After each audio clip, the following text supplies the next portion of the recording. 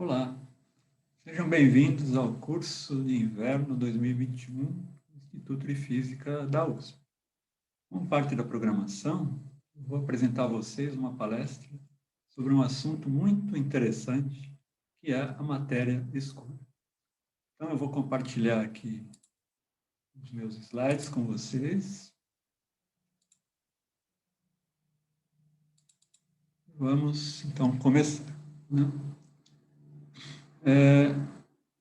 O título aqui é Busca pela Matéria Escura, o que está claro.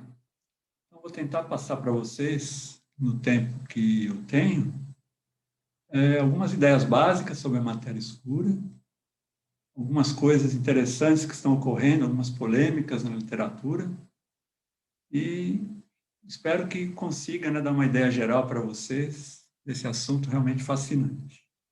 Então, eu vou passar pelas evidências da existência da matéria escura, alguns métodos experimentais que tentam detectar, né, essa matéria escura, uma polêmica que eu mencionei sobre o detetor Dama-Libra, o experimento COSCERN-100, do qual eu participo, né, e outras possibilidades para a detecção da matéria escura, já que já há quase 30 anos, né, está se tentando, sem sucesso, detectar essa partícula. É muito difícil de ser observada, né? Muito bem? Então, vamos lá. Para começar, né, vou colocar um slide aqui para a gente relaxar e refletir. Então, mostra aqui uma família com os animais, área verde, aqui também uma floresta, uma área verde com o sol lá atrás, aqui um lindo céu estrelado. Então, coisas para a gente pensar, né, e ficar mais calmos, mas ao mesmo tempo vocês podem me perguntar, bom, o que isso tem a ver com a matéria escura, né? Então, vamos lá, vou tentar falar um pouquinho sobre isso com vocês. Será que isso aqui tem alguma relação com a matéria escura? Bom, para falar sobre isso, a gente começa com o Big Bang, né? Não vou entrar nos detalhes aqui, mas foi ali, né, uma grande expansão que ocorreu no início do universo. Então, teoricamente, existia um ponto com uma densidade e temperatura infinitamente elevadas, né? Então, é desse que eu vou falar, e não deste aqui, que acho que muitos de vocês também conhecem, né? Que é muito interessante também, mas hoje a gente fica mais com esse aqui, né? Então, como foi essa evolução, né? Desde aquele início até o que nós temos hoje, né? De uma forma rápida, né? Geral. A gente pode dizer que nos primeiros microsegundos existia um plasma chamado de quarks e gluons. Então, era uma coisa muito uniforme, né? Não existia coisas diferentes, era só um grande plasma mesmo, né? Grande não, né? Mas tornou-se depois maior, porque depois do primeiro segundo, houve o que a gente chama de inflação. Então, houve um rápido aumento, da ordem de 10 a 70 vezes. Então, o universo passou de um pontinho até algo do tamanho de uma laranja, mais ou menos, né? E a partir daí é que as coisas realmente começaram a acontecer, né? Porque a temperatura com isso diminuiu e começou a haver a formação de prótons e nêutrons, por exemplo, né? E também, nos primeiros minutos, começa o que a gente chama de nucleossíntese. A temperatura ainda era muito elevada, 10 a 9 Kelvin dessa ordem.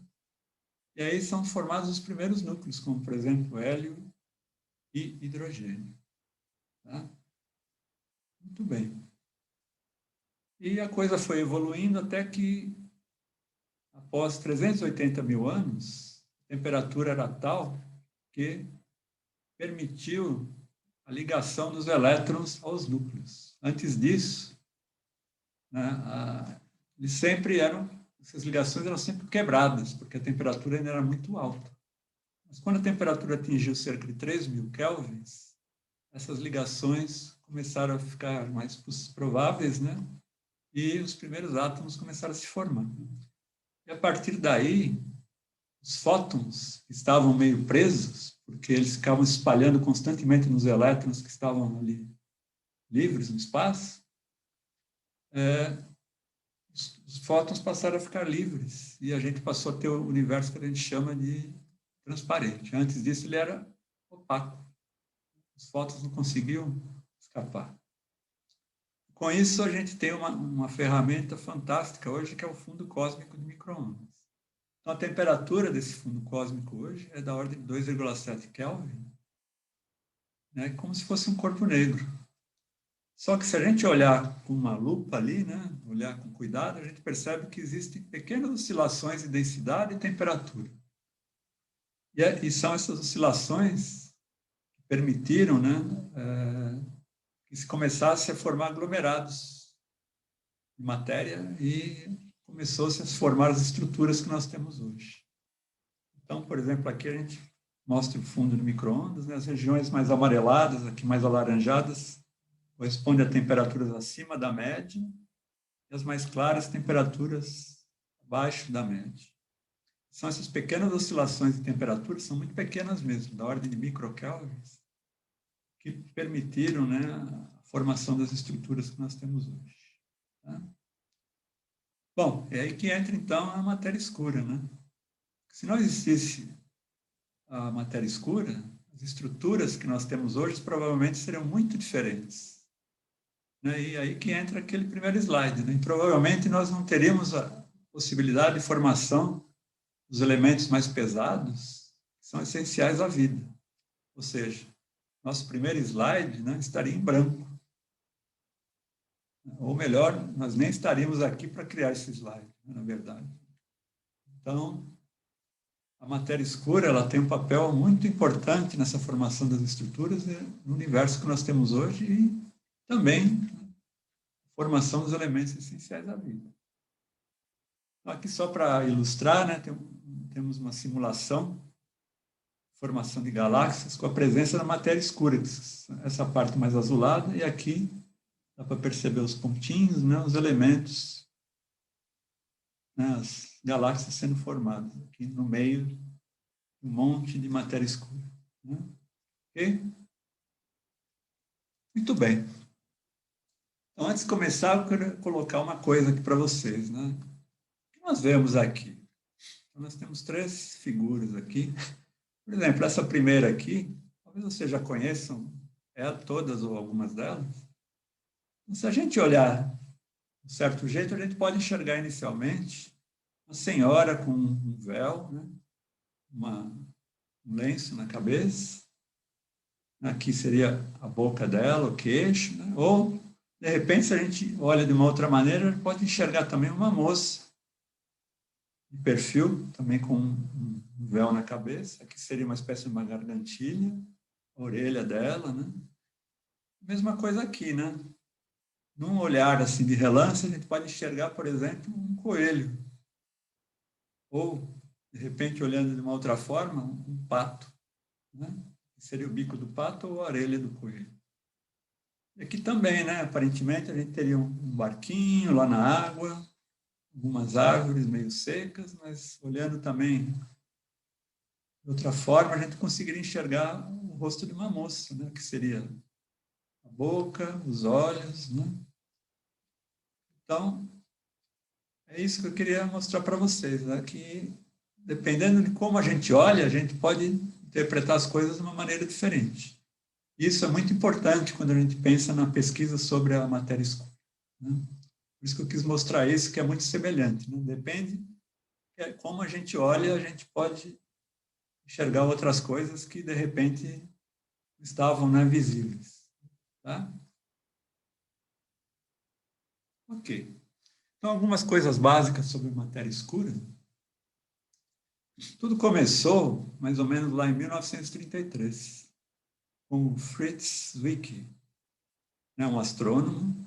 Ele começou a estudar um cluster de galáxias chamado Coma, mais ou menos 800 galáxias, em particular estudando as velocidades de rotação dessas galáxias. Ele percebeu, né, que com a massa, com as velocidades que ele determinou e com a massa observada, essas galáxias deveriam se desmanchar. Era meio estranho, porque a velocidade era muito alta, né, para a massa observada. E a massa deveria ser, numa estimativa inicial dele, cerca de 400 vezes maior. Hoje em dia, com estimativas melhores, essa massa deveria ser cerca de 50 vezes maior para explicar a velocidade observada de rotação dessas galáxias. Bom, mas isso aqui não foi dado muito crédito a esse resultado dele na época, né? E a coisa ficou meio inerte por uns 40 anos, até que surgiu Vera Rubin e Kent Ford, surgiram, né? Vera Rubin e Kent Ford, no início dos anos 1970, e eles começaram a estudar curvas de rotação de galáxias, começaram com Andrômeda, né, por exemplo, perceberam uma coisa interessante, que elas atingiam, para distâncias maiores, velocidades aproximadamente constantes. E não era esperado, né? Porque o que era esperado pela mecânica newtoniana era alguma coisa, né, que caísse com 1 sobre a raiz quadrada da distância. Então, era alguma coisa que deveria cair com 1 sobre raiz de r e, na verdade, estava se mantendo aproximadamente constante. Aqui é o exemplo de uma dada galáxia. Então, isso mostraria que existe uma massa que deveria ser proporcional à distância. Uma massa que não estava sendo observada. E essa massa seria a matéria escura. Na verdade, o Fritz Zwick, em 1933, já começou a usar esse termo de matéria escura, mas, como eu mencionei, né, a comunidade científica não deu muito crédito à época aqueles achados. Mas, a partir dessas descobertas aqui, 40 anos depois, realmente o pessoal levou mais a sério, né? E aí começou mesmo a se estabelecer, né, os primórdios da matéria escura. Né? Tá? Da descoberta, né, do que poderia ser essa coisa estranha aqui, né? Quer dizer, alguma coisa estava lá, mas o que é, né, até hoje nós não sabemos exatamente. Então, só um exemplo aqui, né, um videozinho. À esquerda, a gente vai ter a velocidade que seria esperada de rotação das galáxias. Então, vocês percebem aqui, né, velocidade mais lenta na borda. E à direita é o que é observado, a velocidade mais ou menos constante, tanto no centro quanto na borda. Veja que como é mais lento que aqui. Né? Então, essa foi a grande descoberta, né, de Vera Rubin e Kent Ford. E, além disso, outras evidências depois vieram a confirmar, né, que realmente existe essa coisa chamada matéria escura. Por exemplo, efeitos de lente gravitacional, que é relacionada à teoria de relatividade geral de Einstein. Né? Por exemplo, a gente vê que existe uma curvatura do espaço-tempo devido a alguma massa muito grande, né? E isso, então, distorce a imagem que a gente observa. Só que o que se notou é que a distorção não era compatível com a massa visível. Né? Era compatível com a presença de uma massa muito maior. É outra evidência de que existe essa coisa que se chama de matéria escura. Né? E aqui também um outro vídeo que mostra uma outra evidência, que é a fusão de 2 clusters de galáxias. Então, veja, a parte mais azulada seria a matéria escura, a parte mais avermelhada seria a matéria ordinária, e eles vão se chocar. A matéria escura praticamente não sofre efeito, né? E aqui está, então, o efeito final, né? Então, a matéria escura está aqui toda a volta, mas, novamente, se não houvesse a matéria escura, não se poderia explicar, né, por exemplo, o efeito de lente gravitacional devido a essa fusão desses 2 clusters. Então, mais uma evidência de que existe essa coisa misteriosa, né? Seria matéria escura. E, finalmente, uma coisa que é talvez a mais interessante de todas, porque dela a gente consegue extrair, né, coisas mais quantitativas, é o que eu mencionei lá um pouquinho no início, né, o fundo micro-ondas. Né? Então, esse fundo de micro-ondas, ele tem, como eu mencionei, aquelas pequenas oscilações, são chamadas oscilações bariônicas acústicas. Então, o que acontecia, né, antes daqueles 380 mil anos? A gente tinha ainda os núcleos, os elétrons, os fótons livres se espalhando, mas, ao mesmo tempo, poderia haver, em alguns locais, uma aglomeração de um pouquinho de matéria, e aí, isso devido à gravidade, a tendência é colapsar essa matéria, mas, ao mesmo tempo, a pressão da radiação, devido aos fótons, tende a fazer com que isso se afastasse. Então, começa a haver uma competição, ou seja, uma oscilação. Então, aqui, um diagrama simples, né, mostrando essa oscilação. As regiões vermelhas são as mais quentes, as regiões azuis são as mais frias. Então, vocês veem que existe uma oscilação, né, de vermelho para azul e vice-versa. E foi a partir, então, do estudo dessa pequena variação de temperatura devido a essa oscilação que se percebeu, né, que a coisa não poderia ser explicada se não fosse uma ajuda da matéria escura para contribuir com essa parte gravitacional, né? Então, quando a gente estuda essas pequenas oscilações de temperatura em função de uma escala de distância, que no caso a distância está diminuindo à medida que a gente vai para a direita, então aqui a gente tem, né, distância, eu digo escalas, né, de tamanho, né? Então aqui a gente teria tamanhos maiores, a gente tem esses picos aqui, que estão reproduzidos aqui. E esses picos só podem ser explicados se a gente incluir a matéria escura.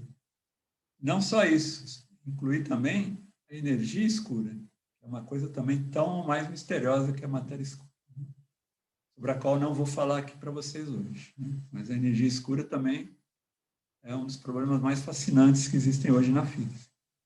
Entender o que é essa energia escura. Então, essa forma aqui, esses picos só conseguem ser explicadas quando a gente inclui matéria escura e energia escura. Só como exemplo, né, aqui estão aqueles picos reproduzidos, né, são iguais. Sem a matéria escura, é assim que seriam esses picos. Então, vejam que são muito diferentes, né? Então, realmente, a matéria escura está lá presente. Nós não sabemos ainda o que ela é. Esse é o nosso objetivo, né? Mas ela está lá presente. E, então, com base no estudo daqueles picos, né, empregando um dado modelo, o que se tem hoje é esse conhecimento aqui, ó, que aproximadamente 5% da matéria é a matéria que a gente chama de matéria ordinária, 27% seria matéria escura, e da ordem de 68%, 70% é energia escura, que é responsável pela aceleração da expansão do universo. Então, vejam, né, que interessante. Então, tudo que a gente enxerga, né, corresponde só a 5% do total, né? Muito bem. Então, até aqui, um pequeno resumo, né? A gente viu evidências da existência da matéria escura em 3 escalas. Galáxias, por meio de curvas de rotação. Também, uma coisa que é muito interessante, né, que vale mencionar, que existe um halo de matéria escura, como vocês viram lá na fusão dos clusters, né? Então, as galáxias estão rodeadas pelo que a gente chama de um halo de matéria escura. É por meio desse halo que a gente consegue explicar, né, aquela curva sendo constante, né, a presença do halo. Uma massa variando com a distância, né, massa da matéria escura. Vimos também os clusters de galáxias, né, efeito de lente gravitacional, e o fundo cósmico de micro-ondas, né, que evidencia a componente de matéria escura e a componente bariônica. E essa matéria escura, né? Então, como o nome já diz, né, ela não emite nem absorve luz. A interação é gravitacional, a gente tem evidências disso, né? E essa partícula de matéria escura é, em princípio, nêutrina, e ela poderia ter sido produzida nos estágios iniciais do universo. Como nós vimos lá, né, a presença dela já é importante desde o início da formação das primeiras estruturas. E se a gente observa ainda hoje a matéria escura, então a vida média dela deve ser ou muito longa ou ela deve ser estável. Ela é não relativística em princípio, porque modelos mostram que se ela fosse relativista, as estruturas, grandes estruturas, não teriam esse aspecto que tem hoje, né? E ela não é, em princípio, constituída por bárions. Ou se for constituída por bárions seria uma fração muito pequena. Ok? Muito bem. Então, quais seriam, né, os possíveis candidatos a essa partícula de matéria escura? Então, aí que entram agora vários modelos, várias interpretações. Então, inicialmente, pensou-se que neutrinos poderiam ser matéria escura. Neutrinos fazem parte do que a gente chama do modelo padrão, né? Mas os neutrinos são relativísticos. Então, como eu mencionei no slide anterior, né, haveria problemas, né, para explicar a formação das grandes estruturas, ou seja, o aspecto que a gente observa hoje dessas estruturas, né, galáxias, tudo isso, não seria consistente com neutrinos sendo matéria escura. Há algumas interpretações de neutrinos chamados estéreis, que eventualmente teriam massa, que poderiam ser matéria escura. A matéria escura, então, é denominada fria, ou seja, não relativista. Existem os áxions também.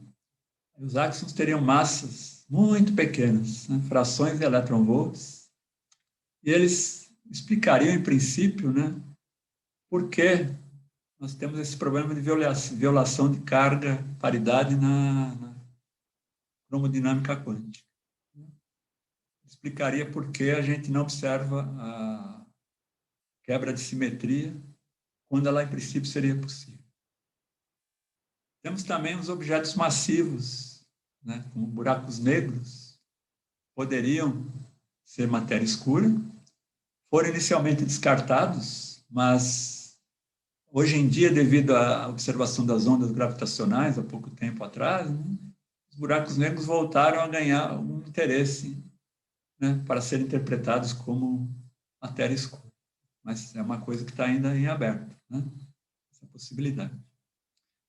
E eu diria que o candidato mais popular, pelo menos até o momento, né, é o chamado WIMP, Weakly Interacting Massive Particle, né? Ele está sendo procurado, ele tem, né, uma densidade consistente com a abundância obtida com as medidas do fundo cósmico de micro-ondas, e eles seriam, em princípio, produzidos, né, de uma forma térmica no início do universo. Então, vou falar só um pouquinho mais sobre esse candidato, né? Então, como seria, né, o processo desses WIMPs? Então, eles, em princípio, estariam no plasma primordial do universo em equilíbrio, né, térmico.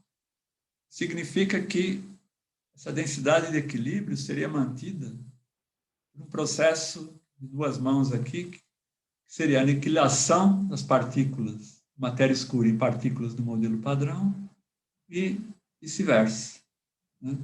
Criação de matéria escura a partir de partículas do modelo padrão. Só que o universo vai se expandindo e a temperatura vai caindo.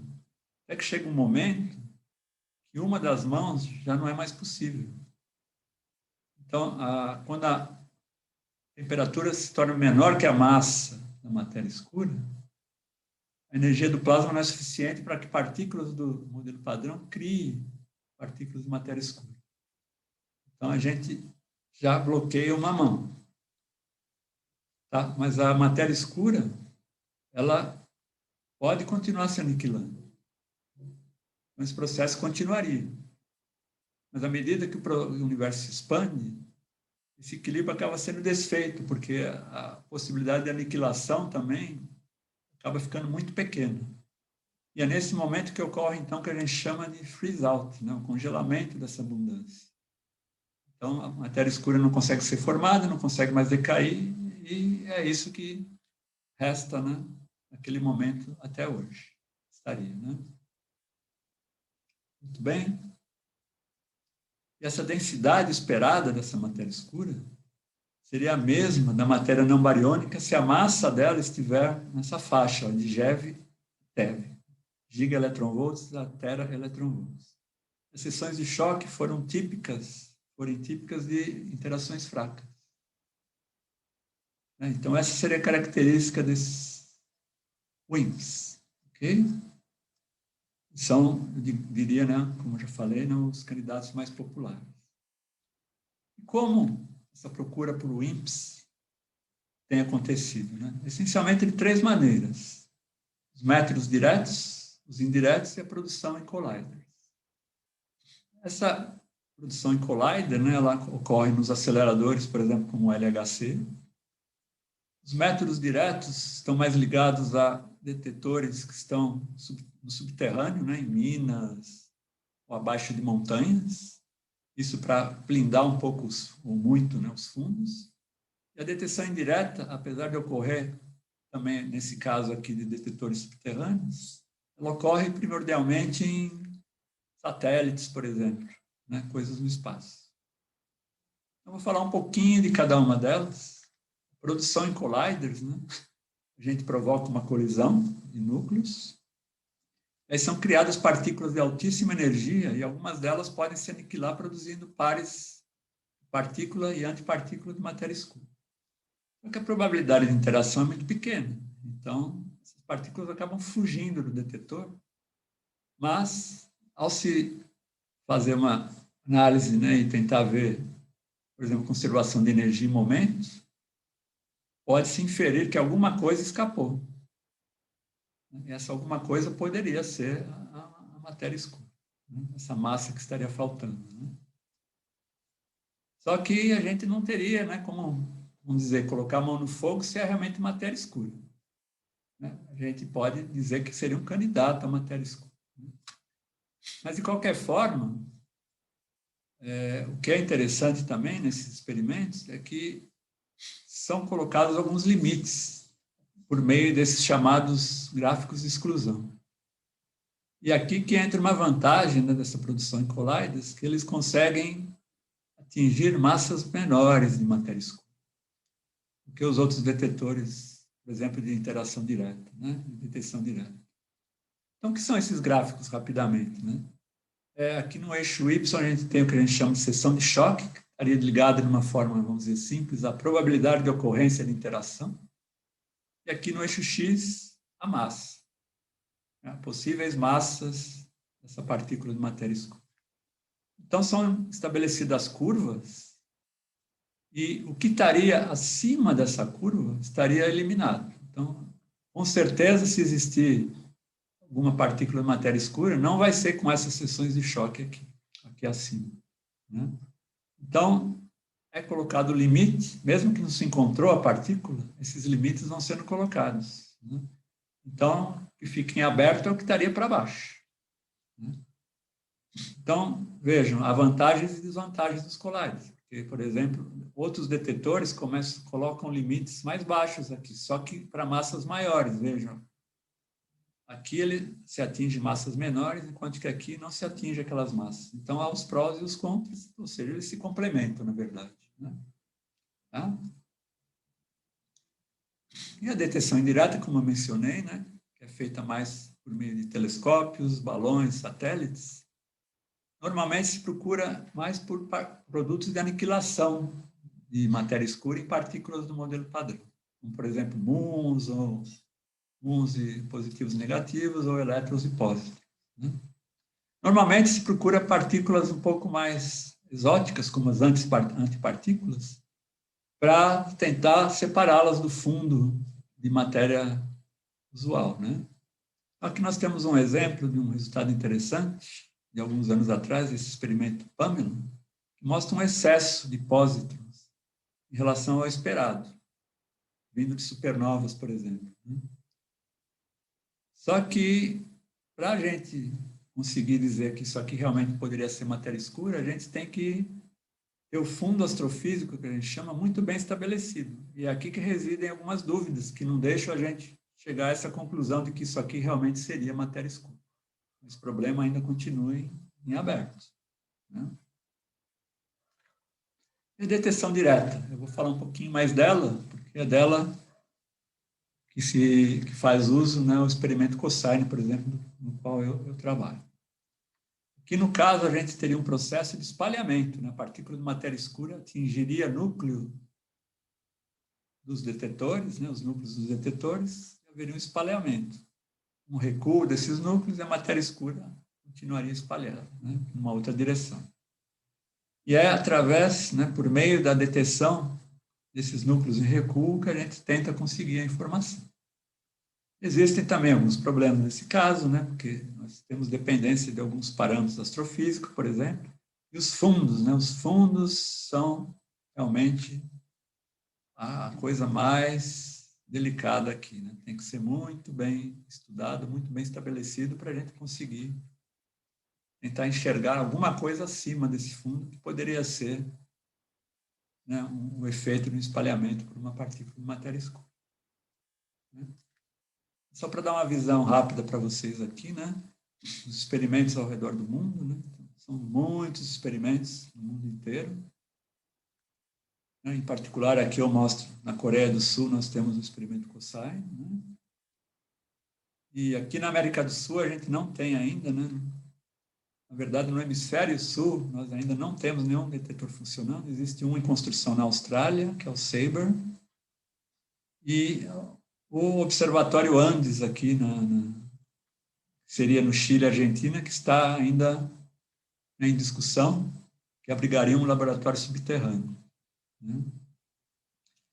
Aqui, só para dar um exemplo, de acordo com a profundidade, né, de alguns laboratórios, qual seria, né, por exemplo, o fundo devido a muons e neutrinos. Né? Então, quanto maior a profundidade, aqui no caso a profundidade em termos de equivalente em água, né, menor a contribuição do fundo. Em particular, aqui o experimento Cosine, né, ele não está numa profundidade muito grande, ele está aqui em cima. Tá? E a detecção direta, ela usa diferentes técnicas. Por exemplo, a gente pode se basear em fônons, em carga e em luz. Né? Fônons normalmente são detetores que a gente chama de criogênicos, né? Temperaturas muito pequenas. Né? Então, a gente pode ter também associações aqui. A parte de intersecção mostra isso. Né? A gente pode ter detetores como esses aqui, que usam fônons e carga. Cargas são normalmente detetores semicondutores, né? De silício, por exemplo. Ou carga e luz. Luz vinda principalmente de cintiladores, líquidos ou, né, seria orgânicos ou inorgânicos. E teria também fônons e luz. Né? Então, temos essas combinações. Alguns usam só uma delas e outros usam duas. Né?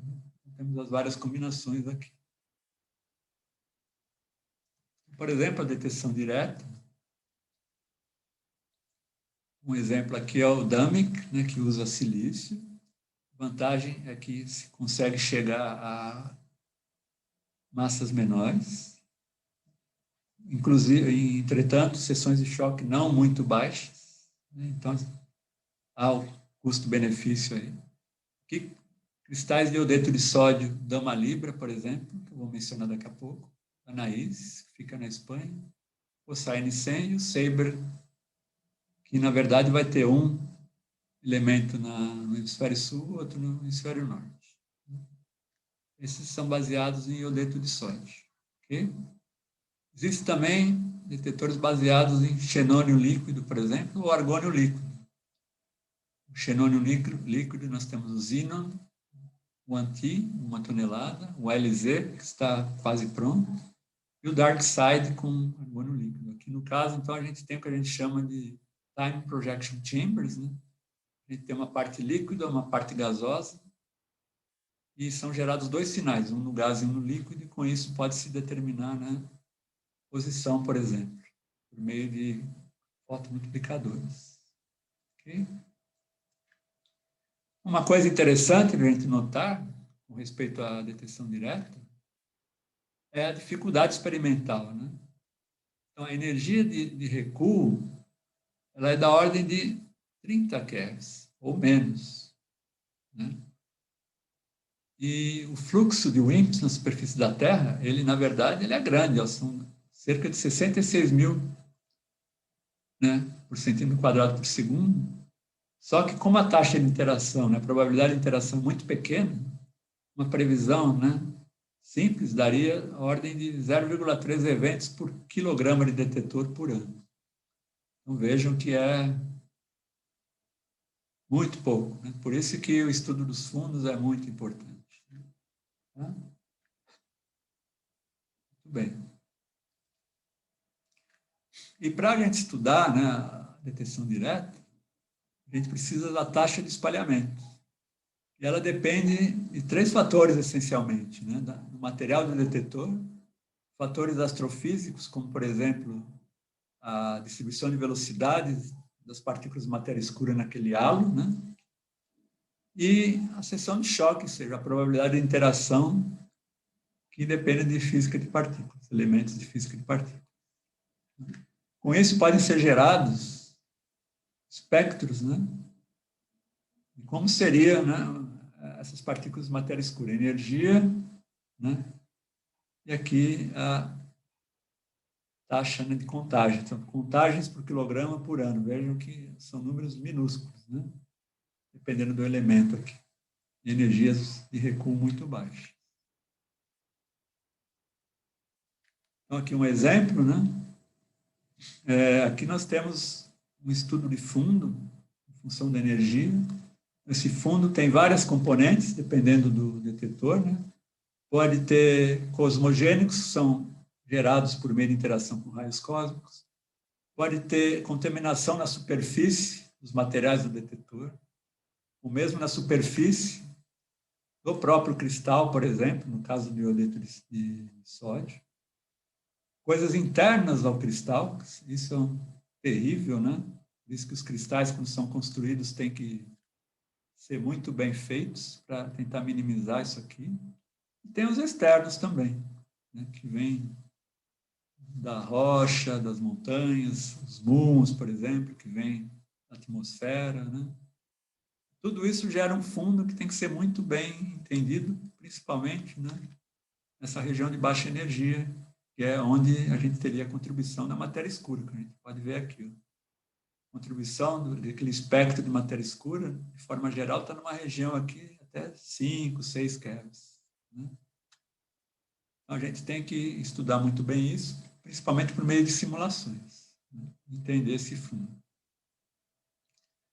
Ok, então, como eu mencionei no início, existem algumas controvérsias, né? Coisas muito interessantes nessa detecção da matéria escura.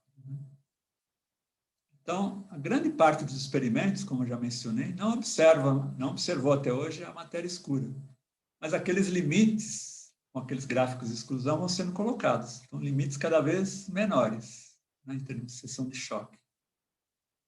Só que existe um detetor, né, uma colaboração chamada Dama Libra, que fica em Gran Sasso, na Itália, com detetores de iodeto de sódio, que observou uma coisa interessante, né, uma análise inteligente, que em vez de ficar olhando os fundos e tentar ver se alguma coisa se sobressai ao fundo, eles tentaram ver uma coisa que se chama modulação anual na taxa de eventos. Vou explicar daqui a pouco. E eles observaram essa modulação anual, observaram e dizem, então, que observaram a matéria escura. Só que outros experimentos não confirmam essa observação. Por quê? Porque a região de sinal do Dama Libra está acima dos limites que já estão descartados pela maioria dos detetores. Então, isso que gera uma grande polêmica, né? Eles observam realmente uma oscilação, vou mostrar já, só que essa região do sinal está acima de regiões já excluídas pela maioria dos detetores. Então, e agora, né? Como a gente resolve isso? Então, essa é uma polêmica que está acontecendo aí já há cerca de 20 anos. Está se tentando resolver isso, né? Então, isso torna o assunto ainda mais desafiador, né? Muito mais interessante. Então, Dama Libra, mostrei já uma figurinha rapidamente lá, ele tem os 25 cristais de iodeto de sódio e várias várias camadas de blindagem. Cobre, chumbo, cádmio, parafina. E essa modulação anual que eles observam, o que seria? Bom, a gente tem que pensar agora no Sol, né, se movendo pela galáxia. Então, o Sol está se movendo, né, através daquele halo de matéria escura, com uma velocidade de aproximadamente 220 km por segundo. Por isso que a gente diz que o Sol está sujeito ao chamado vento de Williams, né? Ele está se movendo nesse halo. Mas, por sua vez, a Terra está orbitando o Sol, né, com uma velocidade de cerca de 30 km por segundo. Então, ela, dependendo da época do ano, a Terra está se movendo a favor ou contra esse vento de Williams, dependendo como ela está na órbita em relação ao Sol, né? E essa variação, né, de estar uma hora contra, uma hora a favor, que gera uma oscilação na taxa de eventos. Por quê? Porque a taxa de eventos depende da velocidade. E essa velocidade ela está variando, a velocidade relativa está variando, à medida que a Terra gira ao redor do Sol, né, ao longo do ano.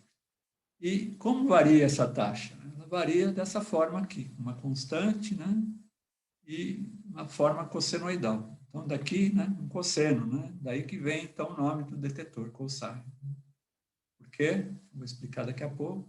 O objetivo principal, pelo menos na fase inicial do cosine, é tentar verificar essa modulação. Então, aqui só um esqueminha para vocês verem. Então, não sei se vocês percebem aqui, né? Aqui o desenho se formando. Em alguns momentos, a Terra está contra o vento, em alguns momentos, a favor. Né? Então, isso gera essa oscilação na taxa de eventos. Né? Tá? Uma coisa simples para vocês tentarem perceber isso. Então, aqui mostra, essa figura mostra a modulação anual, né? Aqui eu tenho vários anos sendo mostrados, né? E tenta se explicar essa modulação anual, né? Se ela não é matéria escura, o que poderia ser, né? Então, possíveis explicações poderiam ser, bom, sódio e iodo, que compõem o detetor da malibra, tem prótons desemparelhados, enquanto que xenônio, por exemplo, tem nêutrons desemparelhados.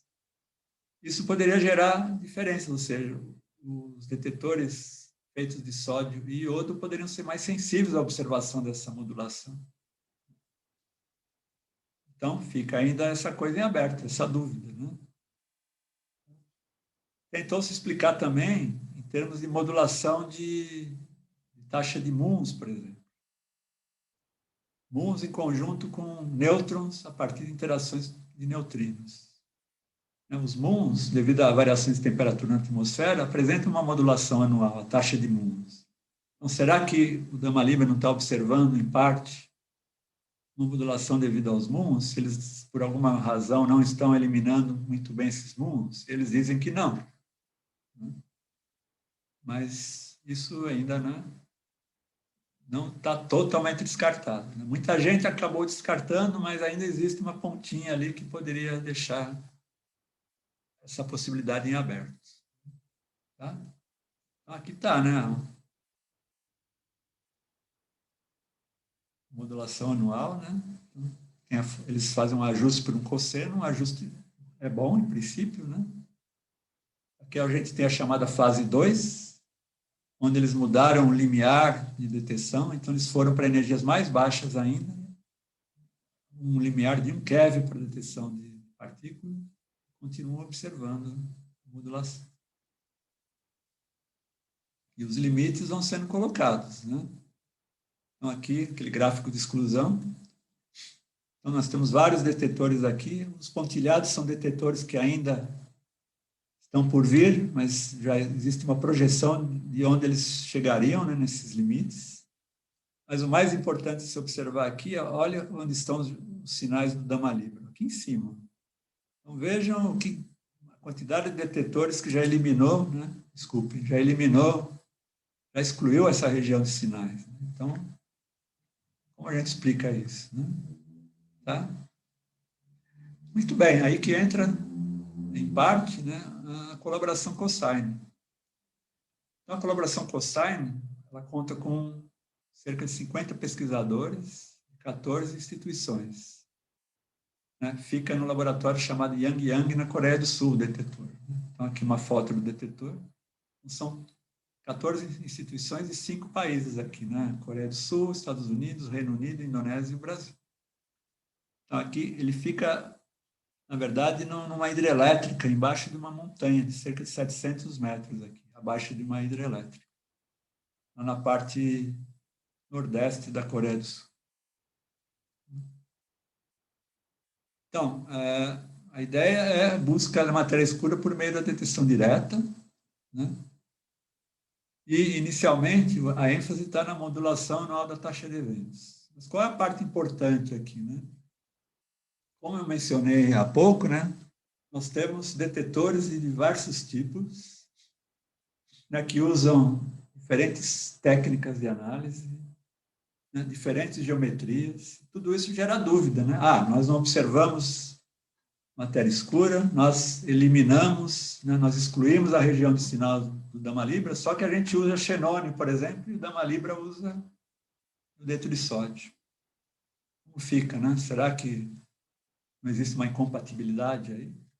Então, a ideia do cosseno, do cosine, é usar o mesmo material do Dama Libra, ter uma geometria semelhante, técnicas de análise também semelhantes. Será que o cosine vai observar ou não modulação anual? Então, essa é a motivação principal do cosine, não é a única, vou mostrar daqui a pouco para vocês. Existem outras coisas interessantes que podem ser feitas ou estão sendo feitas com o cosine, mas a motivação inicial era essa, né? É tentar reproduzir ou não a modulação anual do detetor Dama Libra usando o mesmo material. Então, o experimento cosine, na sua primeira fase, que a gente chama, ele tem 8 cristais de iodeto de sódio de elevada pureza, constituindo aí 106 quilos de cristais, 106 quilogramas. Cada cristal acoplado a 2 fotomultiplicadoras. E já está em planejamento, né, em parte em construção, a chamada fase 2, que vai se chamar cosine 200. Então, são 200 quilogramas de cristais. Tá? Então, só aqui uma ideia rápida sobre o cosine, né? Ele tem um fechamento aqui total de 4π, que a gente chama, com detetores de Muon, são plásticos cintiladores acoplados a fotomultiplicadoras. Tem um cintilador líquido.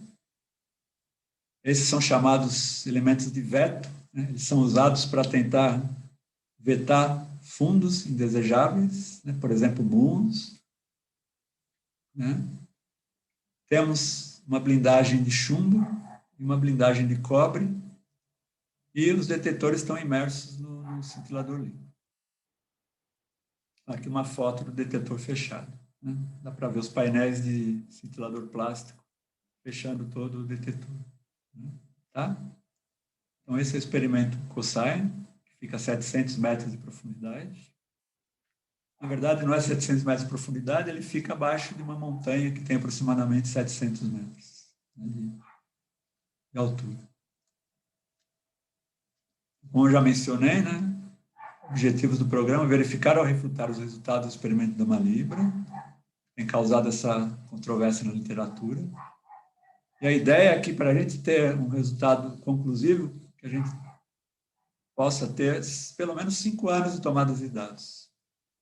Então, o cosine começou a operar em setembro de 2016. Então, nós estamos chegando a esses 5 anos. Né? Então, em breve, a gente espera ter uma quantidade de dados suficientes para dar uma resposta definitiva a respeito de observação ou não da modulação anual.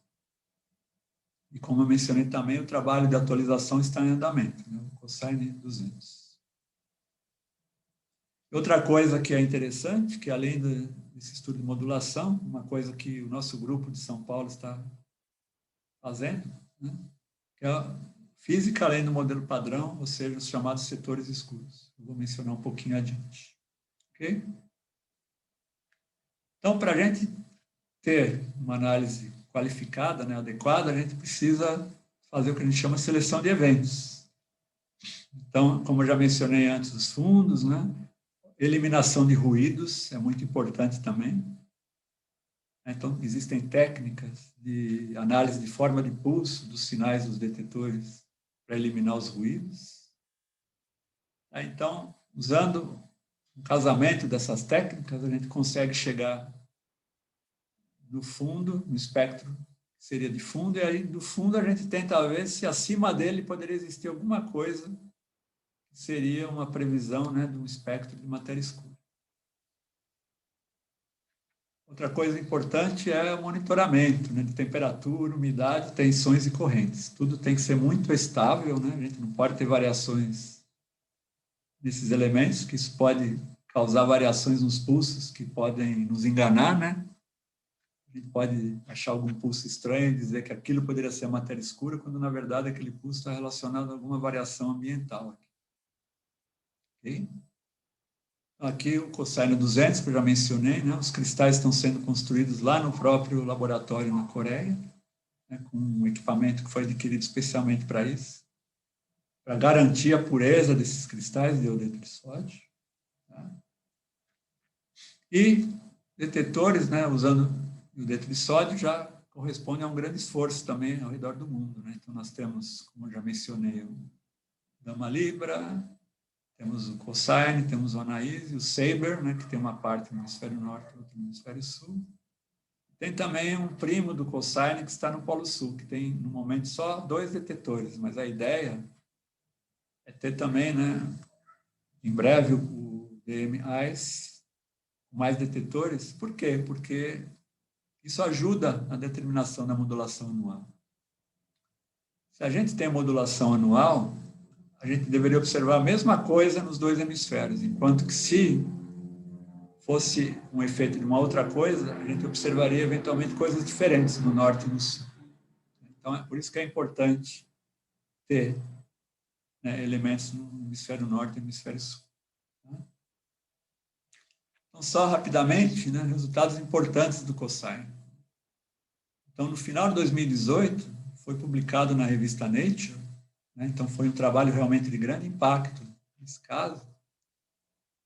Né, primeiros dados publicados no detetor de iodeto de sódio, com tamanho e sensibilidade suficientes para testar a região de sinais do Dama Libra. Então, a gente fez aquela análise de tentar ver se a gente enxergava alguma coisa acima do fundo. Então, não enxergamos, mas colocamos os limites. Então, aqui os limites foram colocados pelo Cossine. E aqui está a região de sinal do Dama Libra. Então, dá para perceber que o detetor, né, Cossine, também está excluindo, embora aqui meio no limite, mas também está excluindo a região de sinal do Dama Libra.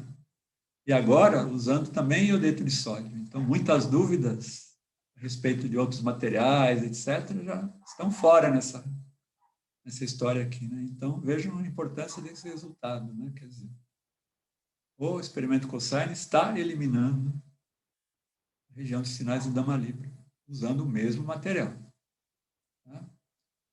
E outro resultado interessante também, publicado na Physical Review Letters, em 2019, a respeito da modulação, mostra que, embora com pouca estatística, nós tínhamos cerca de 2 ou 3 meses de estatística nesse caso aqui,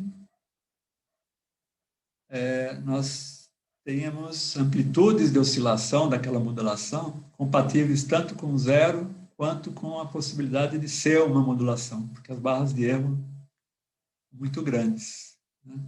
Então, aqui foi um resultado também importante, mas não ainda conclusivo, mostrando que realmente a gente precisa ter mais dados. Então, no momento, a colaboração Cossine está preparando um novo trabalho a respeito da modulação com dados desde o início até agora. Então, logo, logo a gente deve ter uma publicação desses resultados. Aqui também que é interessante, no mesmo volume, os artigos um em seguida do outro, ó, esse é o artigo 302, esse é o artigo 301, resultados de modulação anual também do detetor Anaís, mostrando resultados nulos também. Eles não enxergaram modulação anual.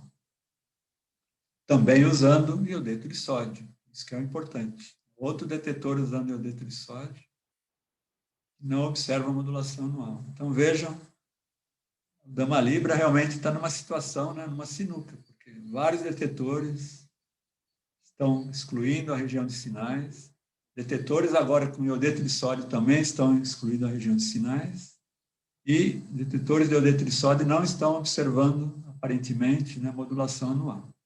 Então, estamos numa situação não ainda absolutamente conclusiva, porque tanto a ANAIS quanto o COSAIRN precisam de mais dados, mas aparentemente a coisa está indo nessa direção, né? Não observação de modulação anual. Então, o que é aquilo lá, né? A gente tem que explicar, né? O que é aquela modulação que o COSAIRN, que o Dama Libra observa.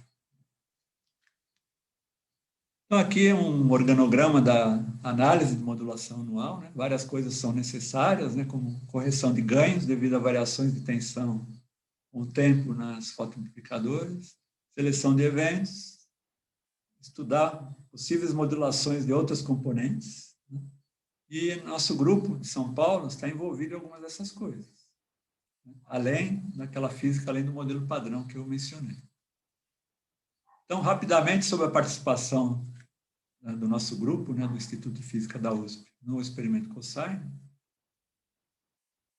a gente tem uma parte de desenvolvimento, então a gente estava trabalhando, agora, né, infelizmente, devido à pandemia, isso ficou um pouco, ou praticamente parado, né, infelizmente.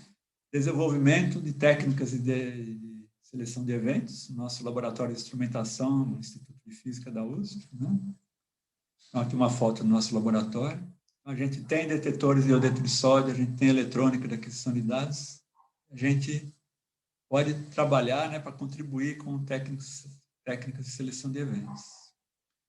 E o nosso grupo assumiu uma responsabilidade na colaboração, que é cuidar do detetor de mundos. É importante aqui como veto, né, para fundos.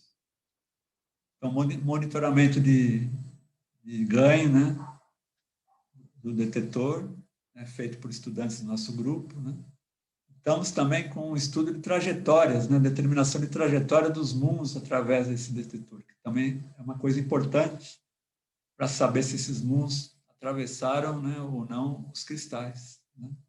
Então, sabendo as trajetórias, né, nós temos uma informação que é importante também. Tá? E, bom, os WIMPs são realmente temperamentais, né, difíceis de ser observados. Então, muita gente está, dizer assim, né, talvez seja muito forte dizer, desanimando, né? Acho que o WIMPs talvez não tenha muito futuro mais. Mas não é bem assim, né? Ainda existe muita coisa a ser feita a respeito do WIMPs. Mas, de qualquer forma, muitas outras coisas estão sendo consideradas ultimamente, né? E uma delas poderia haver outro bóson de interação, ou seja, uma nova força. Isso tem a ver com o que eu falei a respeito do setor escuro. Será que existiria alguma forma de interação, né? Um bóson que mediaria a interação da matéria escura com a matéria usual? Então, uma evidência que surgiu, vou mostrar daqui a pouco, é muito interessante, cerca de 3 anos atrás. Mas para falar desse bóson, a gente fala dos setores escuros, né? E eu já mencionei um pouquinho, mas esses aspectos não esclarecidos levam-nos a modelos que consideram a física além do modelo padrão. São os setores escuros. Podem conter partículas leves fracamente interagentes. Tá? E esses setores escuros apresentam o que a gente chama de portais de interação com partículas do modelo padrão. E uma possibilidade é a existência de um bóson de spin 1, que é chamado normalmente de fóton escuro, que seria o mediador, né, dessa interação do modelo padrão, partículas do modelo padrão com o setor escuro, né, as partículas de matéria escura. Então, com isso, na Lagrangiana, né, do sistema, acaba aparecendo um fator que é um mixing aqui, né? Ele regula quão forte ou fraca é a comunicação entre o fóton do modelo padrão e esse fóton escuro. Então, em outras palavras, a gente poderia dizer, onde existem fótons, nós podemos ter fótons escuros. E é isso que aconteceu, né, aparentemente, num experimento que publicou os resultados há cerca de 3 ou 4 anos, que num estudo dessa reação, por exemplo, próton em lítio 7 dando gama em berílio 8, esperava-se observar uma coisa chamada correlação angular, né, uma seção de choque em função do ângulo, uma forma suave. Tá? Uma forma suave, está nessa linha pontilhada aqui, né? Mas, na verdade, num dado ângulo, numa dada energia, observa-se um calombo aqui. Ó. Esse calombo poderia explicar a existência de um bóson de 17 MeVs neutro, que poderia ser esse bóson mediador, né? Na interação da matéria escura com o modelo padrão. Então, esse berílio 8, que seria excitado nessa reação, ele era esperado que decaísse em berílio 8 e gama, né? Fosse berílio 8 fundamental e gama. Mas o que a gente pode estar tendo, né, na verdade, em vez do gama, é essa partícula de 17 MeVs que decairia em um par elétron-positivo. Por isso que a gente observa aqui, né, na energia próxima a 17 MeVs, quando a gente estuda a energia relativa entre esse par elétron-positivo, esse calombo. E isso foi confirmado numa outra reação, agora envolvendo hélio 3 e hélio 4, observou-se também esse calombo, o mesmo grupo. Então, veio reforçar, né, o que eles observaram, né, no estudo dessa reação, que existe alguma coisa aqui. Poderia ser, né, esse bóson mediador da interação do setor escuro com a matéria ordinária. Tá? Então, esse é um resultado bem interessante. Tá? E nós estamos, um dos estudantes do nosso grupo está tentando ver se consegue observar esse bóson no experimento COSAR. Tá? O trabalho dele de pós-graduação, uma parte do trabalho dele é tentar observar esse bóson aqui no experimento COSAR. Ou se não observar, pelo menos colocar os limites dentro daquele gráfico de exclusão. Outra coisa que esse estudante está tentando ver é uma modulação, mas agora devida a, provavelmente, áxions, ou fótons escuros produzidos no Sol. Também é uma coisa bem interessante. Então, eles poderiam ser produzidos no Sol e alguns deles poderiam estar orbitando o Sol. Orbitando o Sol e alguns poderiam estar numa órbita, uma certa distância do Sol, que estaria cobrindo a Terra. Então, nós poderíamos ter aqui áxions e fótons escuros orbitando o Sol, que estariam cruzando a Terra. Então, seria um efeito similar, né, ao do vento de WIMPs, né? E, então, o fluxo, aqui um gráfico de fluxo, né? Nós estaremos aqui mais ou menos a 200 raios solares de distância, né? Nós teremos um dado fluxo que não é muito alto, né? Mas seria possível a observação dessa modulação. Então, isso que a gente está tentando estudar. E também, eventualmente, mesma coisa devido aos fótons escuros, né? E um outro estudante de doutorado, agora no caso, ele está tentando ver um outro aspecto, que seria a possibilidade de acúmulo de matéria escura no centro da Terra. Também bem interessante, né? A gente poderia ter matéria escura acumulada no centro da Terra. Essa matéria escura poderia se aniquilar por fótons escuros. E esses fótons escuros poderiam decair, por exemplo, para muons ou pares elétron-positivo. A gente vai tentar, né? A gente está começando esse trabalho agora, a gente vai tentar observar isso no experimento COSAR, usando o detetor de muons, etc., os cristais, o cintilador líquido. E talvez a gente consiga ver pares de muons ou pares elétron-positron no detetor COSAR, que poderiam ser um sinal, né, de fótons escuros vindos do centro da Terra. Tá? Então, isso é mais ou menos o que a gente está estudando aqui no Instituto de Física relacionado ao experimento COSAR. E um desenvolvimento exclusivo aqui no nosso laboratório de instrumentação, que infelizmente está um pouquinho parado também por causa da pandemia, né? As coisas estão meio fechadas, né? É a construção de um detetor multicatodo a gás para detecção de fótons escuros, baseado num efeito parecido com o efeito fotoelétrico, né? A gente teria uma fóton escuro que poderia ser absorvido pelo metal, que constitui a casca aqui, a parte externa do detetor, e aí isso provoca a emissão de um elétron, e esse elétron vai cruzar aqui o gás, vai se multiplicar, e a gente teria que identificar sinais provenientes de um único elétron, tentar filtrar ali se aquilo poderia ter alguma contribuição de um fóton escuro que atingiu o detetor. Tá? Então, esse é um desenvolvimento no nosso laboratório de instrumentação. Então, só para resumir, né, a gente tem essa proposta de explorar a capacidade do experimento Cosine em separar as componentes devido ao espalhamento por núcleos por elétrons, explorar áxions, aquele bóson 17 MeV, fótons escuros provenientes do centro da Terra. E com tudo isso, né, a gente pode pensar, né, poxa, setor escuro, né, talvez o lado escuro não seja tão ruim assim, né? Muitas coisas interessantes no lado escuro, né? Ok? Então, voltando lá ao início, né, eu mencionei que a gente, às vezes, tem que olhar as coisas sob outro ponto de vista, né? Às vezes, até a gente precisa virar as coisas de cabeça para baixo para tentar interpretar, né, o que a gente está observando. Então, a gente tem aqui uma coisa bonita e, às vezes, a gente tem uma coisa meio feia aqui, mas se a gente virar essa coisa de cabeça para baixo, a gente acaba tendo, né, observando uma coisa bonita. Né? Então, fica aqui a mensagem, né, que isso é uma coisa que a gente tem que exercitar, né, quando a gente está estudando a matéria escura, né, tentar enxergar as coisas sob vários pontos de vista para tentar interpretar o que a gente está observando. Ok? Muito bem, então eu acho que era isso que eu tinha a dizer. Agradeço a atenção de vocês. Espero que vocês aproveitem bastante esse curso.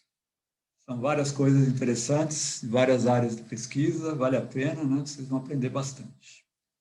Então, mais uma vez, eu agradeço. Então, eu vou encerrar aqui meu compartilhamento, me despeço de vocês e até a próxima.